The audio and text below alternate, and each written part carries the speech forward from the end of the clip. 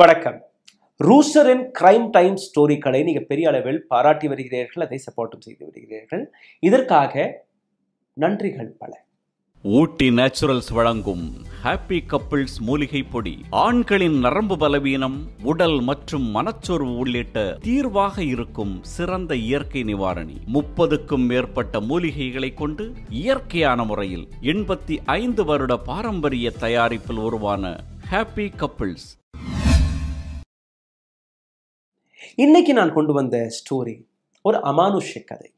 பிபிஓவில் எப்படி ஒரு பெண்மணி எத்தனையோ மாதங்களாக பணிபுரிந்து வந்தாள். அந்த பெண்ணோட உண்மை தெரிந்ததற்கு பின்பு ஒட்டுமொத்த குருகிராமே இன்னைக்கு அந்த கதையை மறக்க முடியாமல் பேசிக் கொண்டிருக்கிறார்கள். குருகிராம் இந்தியாவுடைய கார்ப்பரேட் கேபிட்டல், ஐடி கேபிட்டல் என்று ஒரு மிகப்பெரிய நகரம் உருவானது 1980ஆம் ஆண்டு. டெல்லியை சுற்றி பல்வேறு விதமான புதிய கட்டடங்கள் வரும்போது, புதிய புதிய கார்ப்பரேட் நிறுவனங்கள் வரும்போது, ஐடி நிறுவனம் வரும்போது டெல்லியில் இடம் பற்றவில்லை. அங்கே இருக்கக்கூடிய சுற்று வட்டாரத்தில் இருக்கக்கூடிய இடங்களை புதிய புதிய நகரமாக உருவாக்க தொடங்கினார்கள். அதில் மிக முக்கியமாக நொய்டா, குருகிராம், ஃபரீதாபாதும் அதில் ஒன்றாக இருக்கும். முக்கியமாக குருகிராம் ஐடியிலலாம் இருக்கக்கூடிய நபர்களுக்கு நிச்சயமாக தெரியும். Google, Infosys, Amazon, Flipkart, Royal Enfield, Microsoft, இது போன்ற எந்த விதமான பெரிய நிறுவனமாக இருந்தாலும் அனைத்திற்கான ஆஃபீஸ் இதே குருகிராம் என்கிற நகரத்தில் தான் இருக்கிறது. இன்னைக்கு குருகிராமில் இருக்கக்கூடிய விலைவாசி, அதாவது நிலத்துடைய விலை நீங்க பார்த்திருக்கீங்களா, டெல்லியை விட குருகிராம் இன்னைக்கு அதிக விலை, அந்த நிலத்துடைய விலை அதிகரித்து விட்டது. அந்த அளவில் அங்கே வீடுகள், ஒரு சாதாரணமான ஃப்ளாட்டை நீங்க வாங்க போனீர்கள்னா ஒரு 3-4 கோடி ரூபாயிலிருந்து தான் தொடங்கும். அந்த அளவில் அங்கே பொருளாதார வீக்கம் நடந்திருக்கிறது. இந்த கதை அங்க இருக்கக்கூடிய ஒரு கால் சென்டர், சாஃப்ரான் பிபிஓ என்று கூறக்கூடிய இந்த கால் சென்டர்.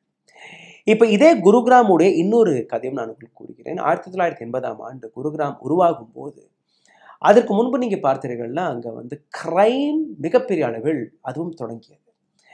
எப்படின்னு நீங்க பார்த்தீர்கள்னா, குருகிராமில் இருக்கக்கூடிய மக்கள் கையில் இருந்த நிலங்களை, அதாவது நகரம் உருவாகும் போது பில்டர்ஸ்கள் அந்த நிலங்களை பல மடங்கு பணத்தை கொடுத்து வாங்கினார்கள்.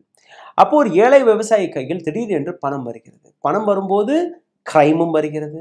கிரைம் வரும்போது அங்க பல கிரிமினல்ஸ்களும் உருவாகுகிறார்கள். அப்போ டெல்லியிலிருந்து இல்லை மற்ற இடங்கள்ல இருந்து இந்த இடத்திற்கு வேலை பார்ப்பதற்காக பல நபர்கள் வருகிறார்கள். அவர்களை கொள்ளையடிப்பதற்காக ஒரு கேங் உருவாகிறது. நீங்க 80, 85 இல்லை 90களில் கூட நீங்க பார்த்தீர்கள்னா பல நபர்கள் குருகிராமோ அல்ல ஃபரீதாபாத், நொய்டா பக்கம் போக மாட்டார்கள். ஈவினிங் ஆனாலே கன்மேனுடன் தான் திரும்புவார்கள். அல்ல ஒரு 4 மணி 5 மணிக்கெல்லாம் வீட்டுக்கு திரும்பி விடுவார்கள். அங்கே யாருமே இருக்க மாட்டார்கள்.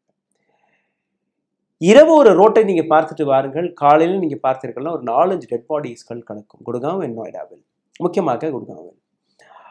அப்போ காலப்போக்கில் இந்த கட்டடங்களுக்காக வேலை தொடங்கும் போது ஆங்காங்கே அந்த கட்டட வேலைக்காக தோணும் போது எலும்புக்கூடுகள் எல்லாம் வெளிவர தொடங்கியது.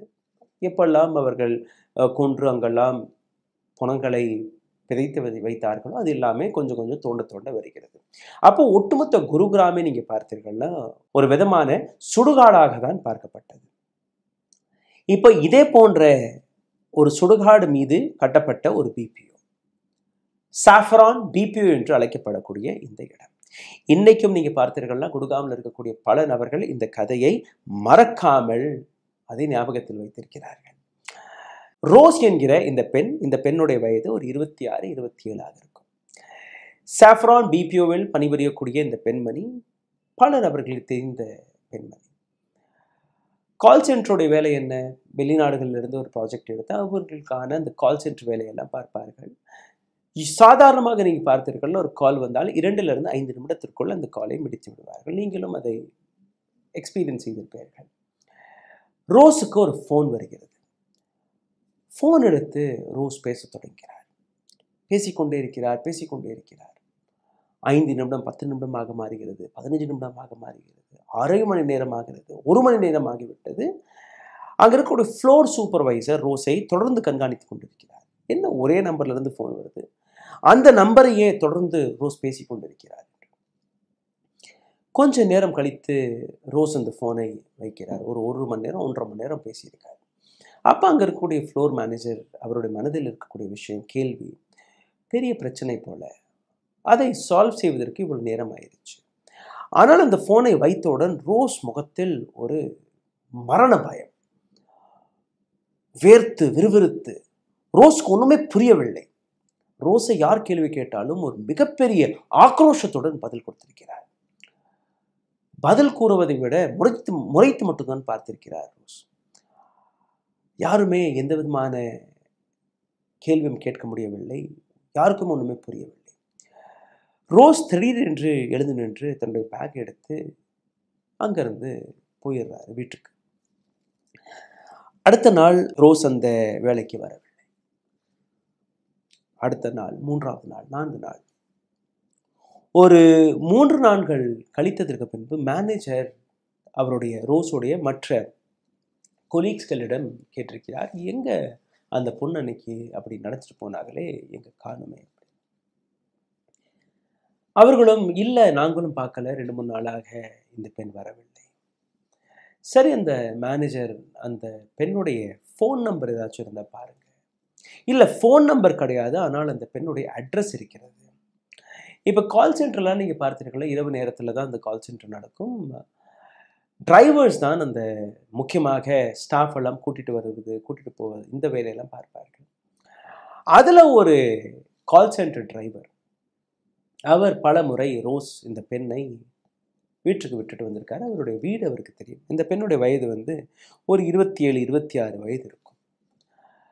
சரி, அந்த டிரைவரை வைத்து இதே ஆஃபீஸில் இருக்கக்கூடிய இன்னொரு கொலீக், இன்னொரு கோ ஒர்க்கரை கூட்டி சென்று அந்த பெண்ணை போய் பார்த்து வாருங்கள் என்று கூறியிருக்கிறார்கள் அங்கே இருக்கக்கூடிய மற்ற அதிகாரிகள். இப்போ இந்த டிரைவரும் அங்கே வேலை பார்த்த இன்னொரு நபரும் ரோஸுடைய வீட்டை தேடி போகிறார்கள்.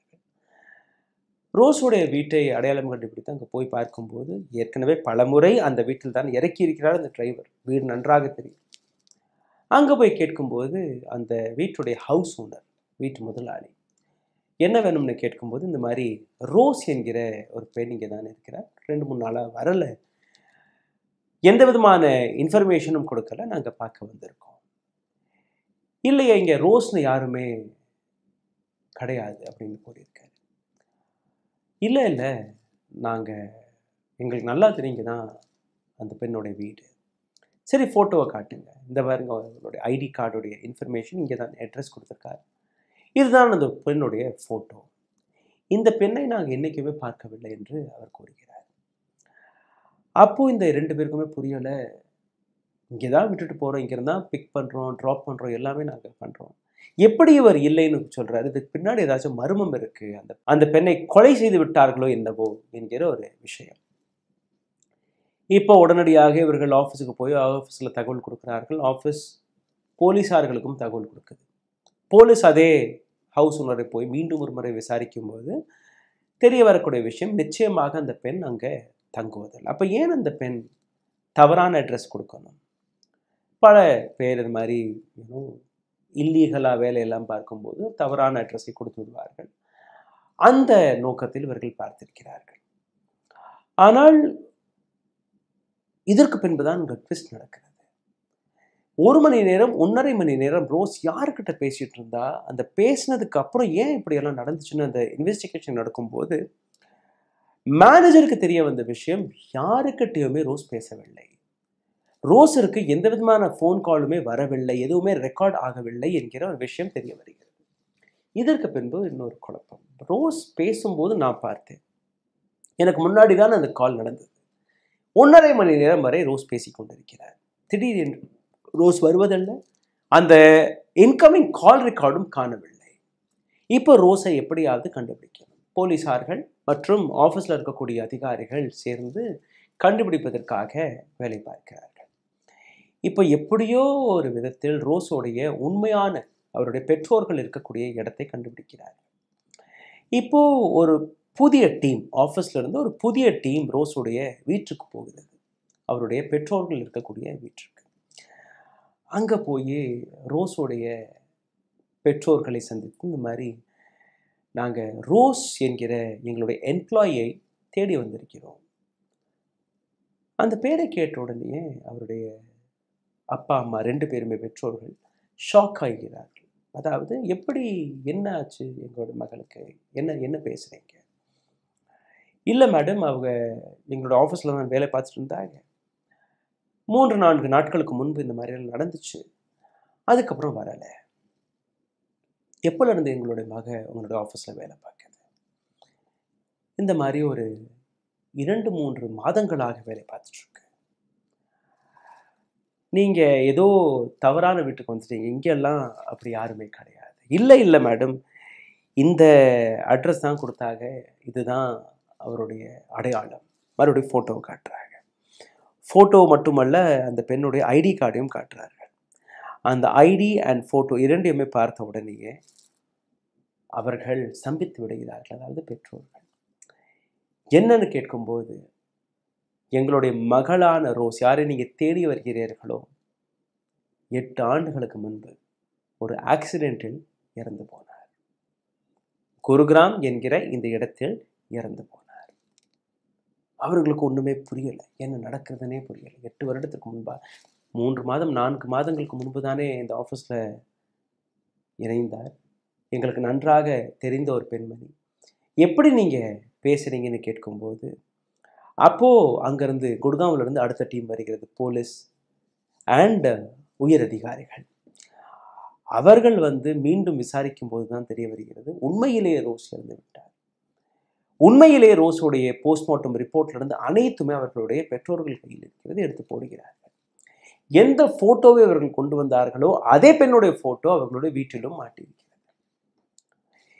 இந்த விஷயம் கொஞ்சம் கொஞ்சமாக பெரிய அளவில் பேசப்படுகிறது.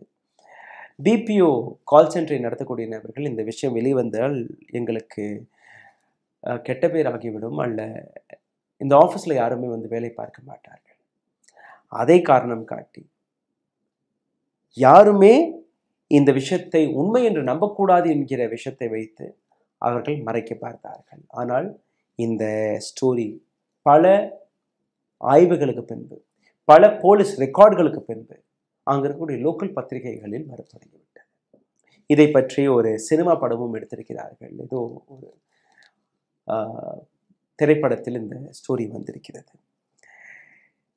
ஸோ இந்த ஒட்டுமொத்த ஸ்டோரி அங்கே இருக்கக்கூடிய கால் சென்டர் பிபிஓக்களில் ஒரு மிகப்பெரிய அளவில் பேசப்படும்.